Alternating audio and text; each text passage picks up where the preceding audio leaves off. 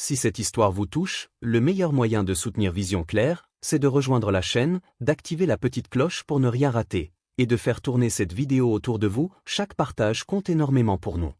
Il était un pionnier chinois des arts martiaux, luttant pour le respect dans un Hollywood raciste. Elle était une pom-pom girl baptiste attirée par bien plus que son kung-fu. Leur mariage secret en 1964 a défié sa famille, la société et toutes les probabilités. Ensemble, ils ont construit une vie faite de luttes, de célébrités et de controverses, jusqu'à ce qu'un scandale change tout.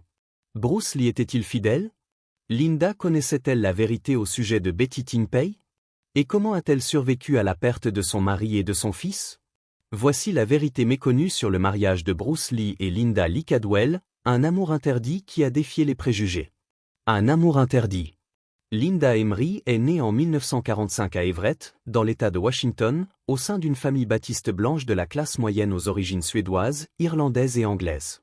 Elle n'avait que 18 ans et était pom-pom girl au lycée Garfield de Seattle lorsqu'elle vit Bruce Lee pour la première fois en 1963, lors d'une démonstration de kung-fu. Bruce avait 23 ans, déjà magnétique, étudiant en philosophie à l'université de Washington et enseignant les arts martiaux à côté. Ironiquement, il fréquentait alors l'ami de Linda, Amy Sunbo. Mais cela n'a rien changé.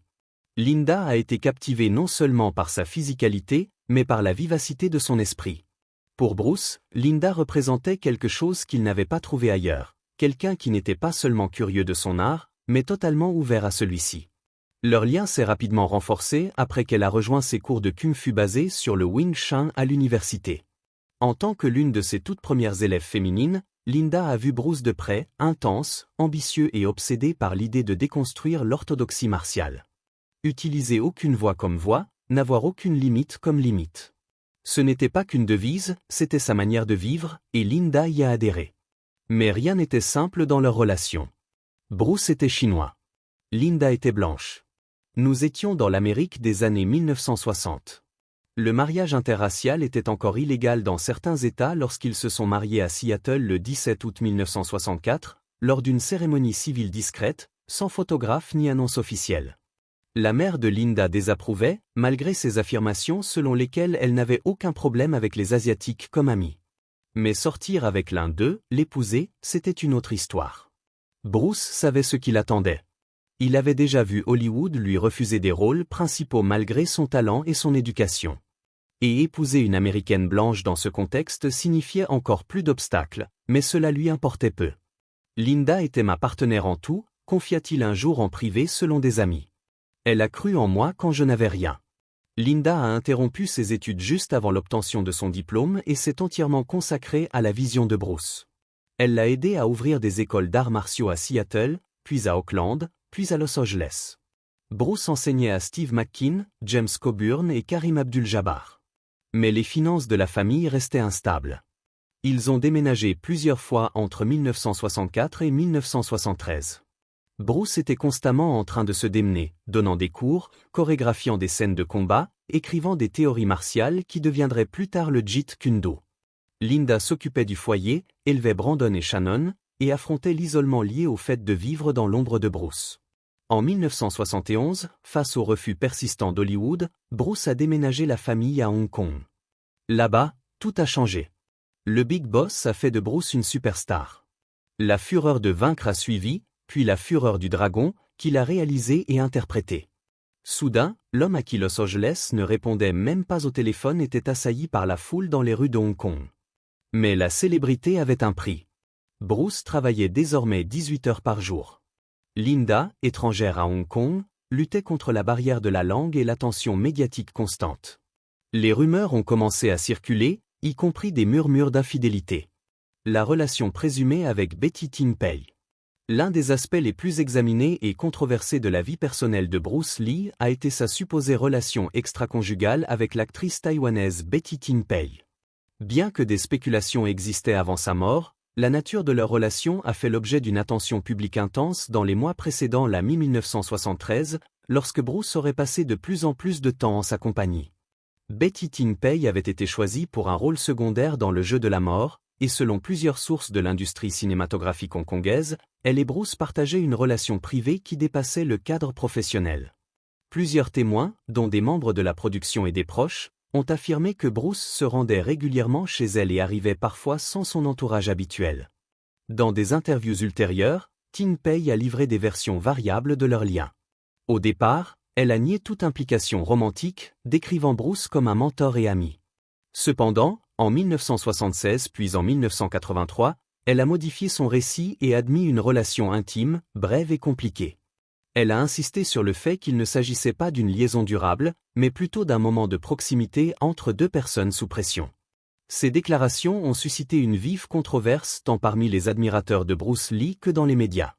Certains estimaient que Tin Pei cherchait la publicité, tandis que d'autres soulignaient les incohérences de ses propos et s'interrogeaient sur les motivations de ses révélations. Linda Cadwell n'a jamais abordé directement les accusations d'infidélité en public. Dans ses mémoires de 1975, Bruce Lee, The Man He Only Knew, elle ne mentionne Betty Tin Pei que brièvement et ne commente pas la nature de leur relation. Elle a préféré concentrer son récit sur la philosophie de Bruce, son évolution personnelle et leur parcours commun. Son choix d'omettre toute discussion directe de la prétendue liaison a été interprété de diverses manières, comme un refus digne de se livrer aux spéculations, une reconnaissance privée d'une douleur émotionnelle, ou un effort conscient pour préserver l'héritage de Bruce des scandales. Quelle que soit la vérité derrière ces rumeurs, il est évident que les accusations d'infidélité ont ajouté une complexité émotionnelle à un mariage déjà soumis à une forte pression. Des années plus tard, interrogée lors d'un entretien privé sur un éventuel sentiment de trahison, elle a simplement répondu « Je comprenais l'homme que j'ai épousé. C'est tout ce que j'ai à dire ». La mort de Bruce Lee. Le 20 juillet 1973, Bruce Lee est mort subitement à Hong Kong à l'âge de 32 ans. Son décès est survenu dans l'appartement de l'actrice taïwanaise Betty Tin Pei, où il s'était rendu dans l'après-midi pour examiner des révisions de scénario du film Le Jeu de la mort. Selon les déclarations de la police, Bruce s'est plaint de maux de tête et de vertiges peu après 19 heures. Tin Pei lui a administré de l'équagésique, un médicament antidouleur sur ordonnance contenant du méprobamate et de l'aspirine, qu'il aurait déjà pris auparavant sans incident. Peu après, Bruce s'est allongé pour se reposer dans la chambre de Betty. Lorsqu'elle n'a pas réussi à le réveiller, les secours ont été appelés. Il a été déclaré mort à son arrivée à l'hôpital Queen Elizabeth vers 23h30. L'autopsie officielle a révélé un édème cérébral, un gonflement du cerveau avec une augmentation d'environ 13% de son poids. Le coroner de Hong Kong a conclu que cela était probablement dû à une réaction d'hypersensibilité à l'un des composants de l'équagésique. Les analyses toxicologiques n'ont détecté ni alcool, ni drogues illégales, ni substances suspectes dans son organisme. Aucune preuve d'acte criminel n'a été relevée. Cependant, le fait que Bruce soit mort au domicile de Tin Pei et non chez lui avec Linda a immédiatement provoqué un chaos médiatique. Les tabloïds hongkongais et plusieurs médias anglophones ont commencé à spéculer sur une overdose, une relation secrète ou une implication des triades. À mesure que les rumeurs enflaient, Tin Pei a accordé plusieurs interviews, parfois contradictoires, alimentant la spéculation au lieu de l'apaiser. Pendant 25 ans, ces théories ont circulé sans contrôle. Puis, après la publication par le Los Angeles Times d'un article suggérant une liaison et exagérant le rôle de Tin Pei, Linda Lee Cadwell a publié une réfutation publique. Dans sa lettre ouverte, elle a écrit « Bruce est mort d'un problème médical, pas d'une liaison. Je refuse de laisser des inconnus réécrire la vérité sur sa vie ou sur sa mort. » Linda a également critiqué les médias pour avoir exagéré l'implication de Tin Pei, déformé les conclusions de l'autopsie de Bruce et ravivé des accusations déjà écartées en 1973. Elle a souligné que les conclusions du coroner étaient claires. Toutes les preuves scientifiques pointaient vers une réaction indésirable à un médicament et rien de plus. Une tragédie qui se répète. Brandon Bruce Lee, né en 1965, était le premier enfant de Bruce et Linda. Suivant les traces de son père, il s'est tourné très jeune vers le cinéma et les arts martiaux. Il s'est entraîné auprès de Danny Nosanto et Richard Bustillo, élèves originels de Bruce Lee, et a étudié le théâtre à l'Emerson College ainsi qu'au Lee Strasberg Theatre Institute. Sa carrière cinématographique a débuté à la fin des années 1980 avec des films d'action comme Legacy of Rage et Showdown in Little Tokyo, mais c'est Rapid Fire qui a révélé son charisme et fait de lui une étoile montante. En 1993, Brandon a été choisi pour incarner Eric Draven dans The Crow, un thriller gothique de vengeance adapté de la bande dessinée de James O'Barr. Le 31 mars 1993, durant les dernières semaines de tournage à Wilmington en Caroline du Nord, Brandon a été mortellement blessé par une arme factice sur le plateau. La scène impliquait l'acteur Michael Massey, qui devait tirer avec un revolver en direction de Brandon. À l'insu de l'équipe, l'arme contenait un fragment de balle réelle resté coincé dans le canon à la suite d'un incident antérieur avec une munition factice. Le coup tiré pendant la scène a propulsé ce fragment dans l'abdomen de Brandon. Il s'est effondré immédiatement et a été transporté en urgence au New Hanover Regional Medical Center, où il est décédé après 6 heures de tentative pour stopper une hémorragie interne. Il avait 28 ans. Les enquêteurs ont relevé de multiples violations des règles de sécurité sur le plateau. L'équipe des effets spéciaux avait utilisé des munitions factices mal fabriquées pour les gros plans. Ces cartouches comportaient de vraies douilles et de véritables projectiles, mais sans poudre. Toutefois, l'une de ces munitions factices avait conservé son amorce, ce qui avait projeté le projectile dans le canon. Lorsque l'arme a ensuite été chargée avec des balles à blanc, le tir est devenu mortel. Une enquête d'1 mois menée par l'Occupational Safety and Health Administration a conclu que des erreurs humaines et l'absence de protocole de sécurité strict concernant les armes à feu avaient directement contribué à la mort de Brandon.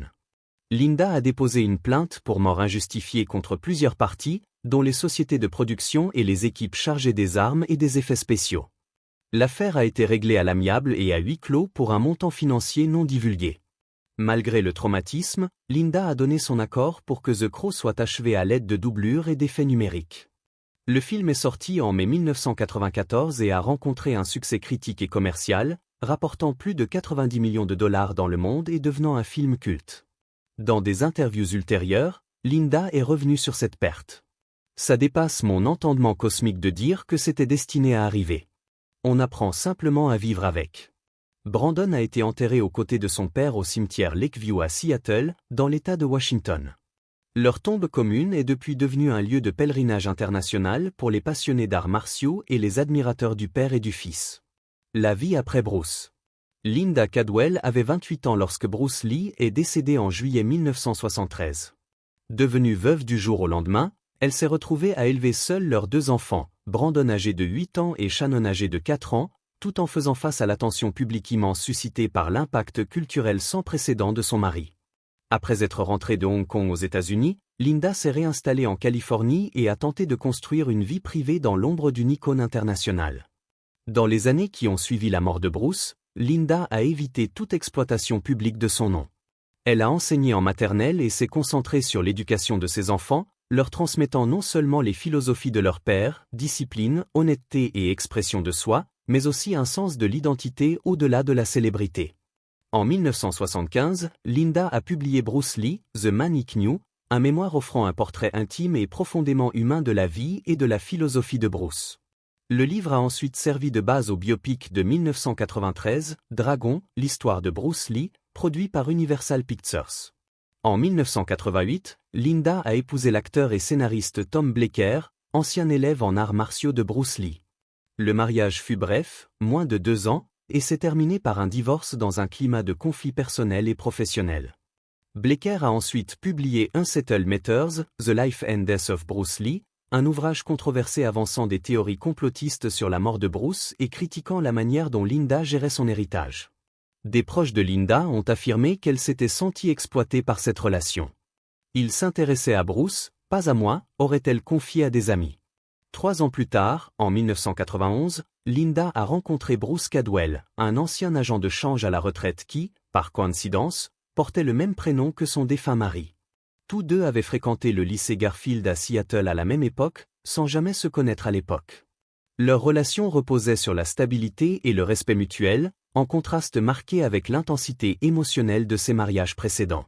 Seulement 17 jours après la mort de Brandon Lee en mars 1993, Bruce Cadwell a demandé Linda en mariage. Certains ont remis en question le timing, le jugeant inapproprié au regard de la tragédie récente. Toutefois, les proches de Linda ont décrit ce geste comme un ancrage émotionnel dans une période de perte accablante. Elle a accepté et ils se sont mariés peu de temps après. Le couple s'est installé à Boise, dans l'Idaho, où ils mènent une vie discrète. À travers leurs familles respectives, ils partagent aujourd'hui 9 petits-enfants. Linda a décrit Bruce Cadwell comme une force stabilisatrice durant une époque tumultueuse. Il m'a offert un sentiment de sécurité alors que le monde était en feu.